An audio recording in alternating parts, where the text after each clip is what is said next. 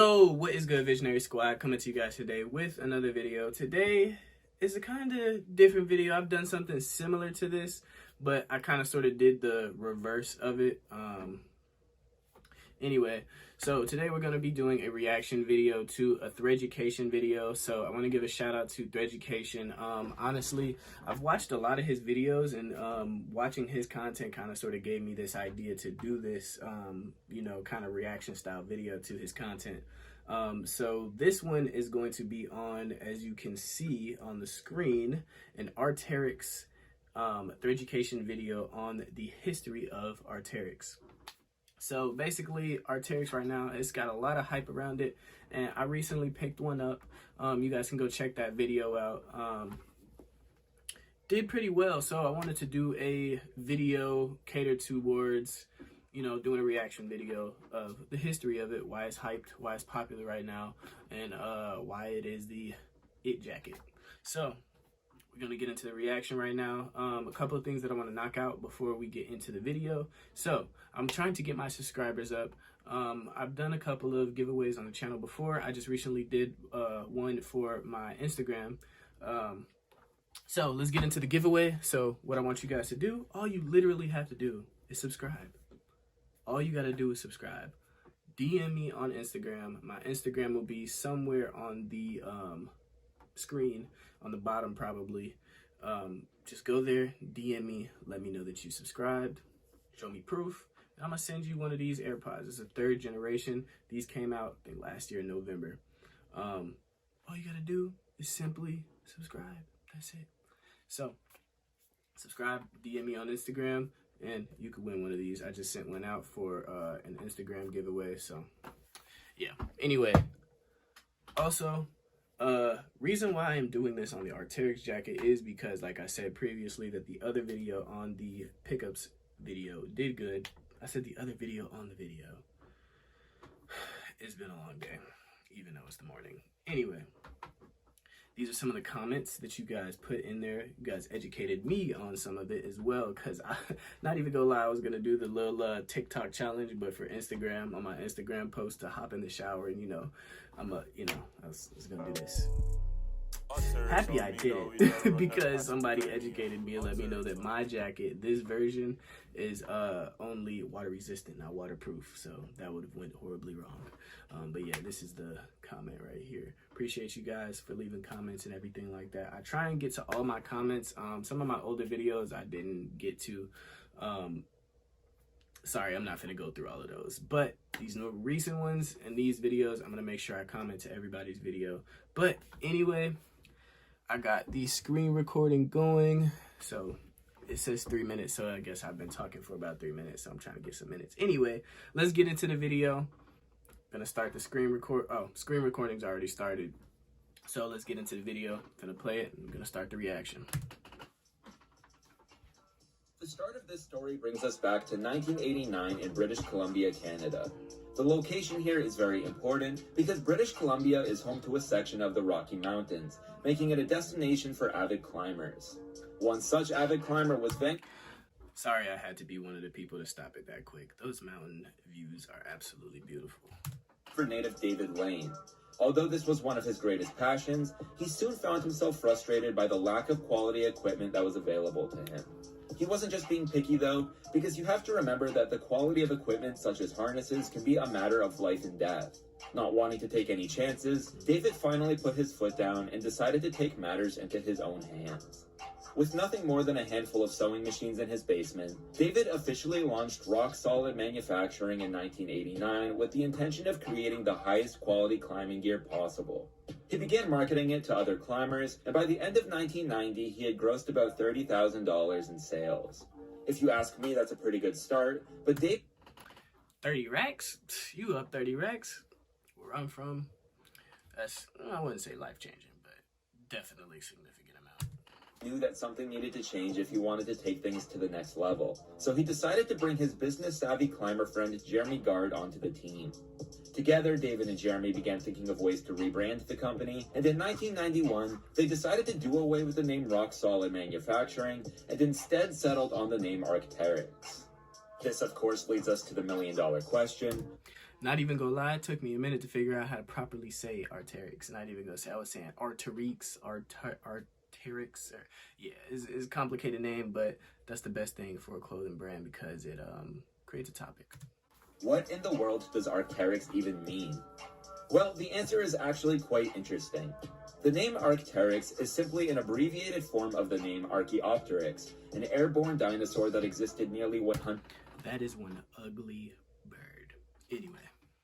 50 million years ago, making it the oldest known bird to have ever existed. To break it down even further, the name Archaeopteryx is an amalgamation of the Greek words archaeos and teryx, which quite literally translates to ancient feather. The picture you're looking at now is an artist's rendering of what the Archaeopteryx may have looked like, and this is a photo of an actual Archaeopteryx fossil. If you can't already tell, this fossil directly inspired the now famous Arc'teryx logo. Honestly, this is probably one of the dopest logos like that you could do for a brand because honestly, when you're doing like something high end, even though they didn't even kind of sort of make this brand to be high end, it's, you know, more for like utility use. Simplicity is always the way to go. Now, as far as why they wanted to name their brand after this dinosaur, well, on one hand, it looks cool, there's no denying that. But on the other hand, they were inspired by the fact that this was the first creature to take flight. It's symbolic of natural innovation and evolution, which is something that they wanted to reflect in their brand's identity. With their products, they were trying to give their customers newer and better ways to take on nature's greatest challenges, so in that respect, the Archaeopteryx was the perfect choice. So with that settled, they were ready to push forward with their plan to make Arc'teryx the household name they knew that it could someday be, and with the release of their vapor harness, they were off to a great start. The vapor harnesses were unique because they were manufactured using thermal lamination technology that made them more resistant to moisture. Their functionality was... That's the type of jacket that I got, the Atom hoodie. Yeah, the Atom hoodie, I believe that's what it's called.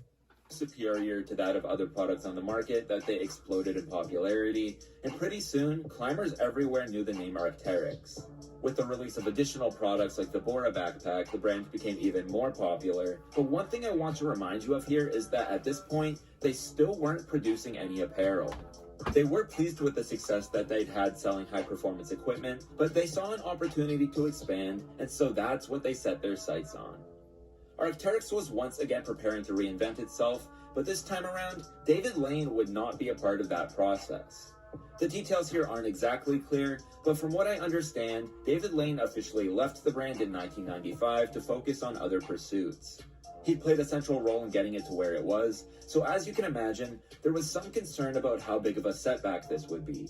But even in his absence, Arc'teryx continued to grow at an astonishing rate. A major factor in this was that in 1995, the same year that David left, they officially partnered with W.L. Gore and Associates, the manufacturing company that owns the patent for Gore-Tex fabric. Boy, you do not want to play with no Gore-Tex, boy. That shit is fucking... I wouldn't be surprised if they got bulletproof Gore-Tex material. Don't quote me on that. Some of you have heard of Gore-Tex before, but here's why it's so special. The fabric is manufactured in such a way that water molecules are too large to pass through, but vapor molecules are just the right size.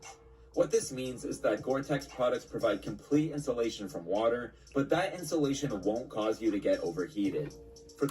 Personally, that's the one thing that I actually love about my jacket, and why I picked it up is because, like, whenever I would get a jacket and I would like either I would have to put one underneath because it's too thin, or I would have to get a huge jacket and then I would be in it sweating, and it's just like, I'm sweating, so now I'm cold because, you know, my body wet from the sweat.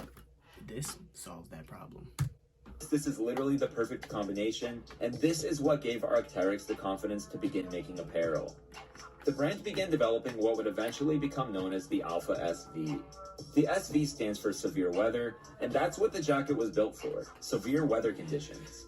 You see, something I want to be very clear about here is that Arc'teryx didn't just license this fabric, turn it into a jacket, and then call it a day. If that were the case, it would have been way too easy for their competitors to replicate what they were doing. Instead, Arc'teryx worked very closely with Gore to maximize the potential of their technology, and in the end, the Alpha SV not only offered the benefits of Gore-Tex that we just talked about, but it was also much lighter than any comparable jacket on the market. In terms of performance, making a lighter jacket with better insulation and breathability was a major breakthrough, and that's why it immediately became the new industry standard. I'm sorry, I should be talking. This is a reaction, but I love learning about clothes. I got lost in the video. I forgot I was recording for a second. Beyond performance, though, something I think that we should talk about is how the jacket looks. Because after all, this was the brand's first venture into the world of apparel. At first it may seem simple, but that's sort of the point. The Alpha SV eliminated the conception that insulated climbing jackets had to be this heavy, clunky looking thing. This is sleek, has very carefully selected colorways, and the logo on the front gives it a refreshing air of stylishness. Needless to say, the Alpha SV was a major success, and over time they began offering additional products with a wider range of functionalities. See, I'm not a fake fake flexer. I actually have gone rock climbing and I have gone hiking. Not in the cold though. Definitely not doing that shit in the cold. But get active, kids. In fact, Arc'teryx is very strategic about the way that they categorize their products. Here you can see the naming scheme, and the basic idea is that products will be categorized differently based on their features. So for instance, we already talked about SV, which refers to products made for severe weather conditions, and we also have categories like LT, which refers to products that are specifically designed to be lightweight. It doesn't... Adam LT hoodie, that is what it's called. I almost forgot. Well, I'm actually going to stop the video here. If you guys want to finish the video, make sure you head over to Threaducation's channel and go and check it out. If you guys like these type of videos, let me know, because I definitely want to react to more videos like this. I know the first one that I did that was similar to this was a Murder Bravado video. You guys seem to like that one. If you want me to do something similar to that, he just recently did a show, so we could do another reaction to that if you'd like me to. So anyway, Visionary Squad, Visionary Gang, y'all haven't heard this in a minute. You already know, we are the best squad in the world. I'm gonna catch you guys in the next one, man. Peace.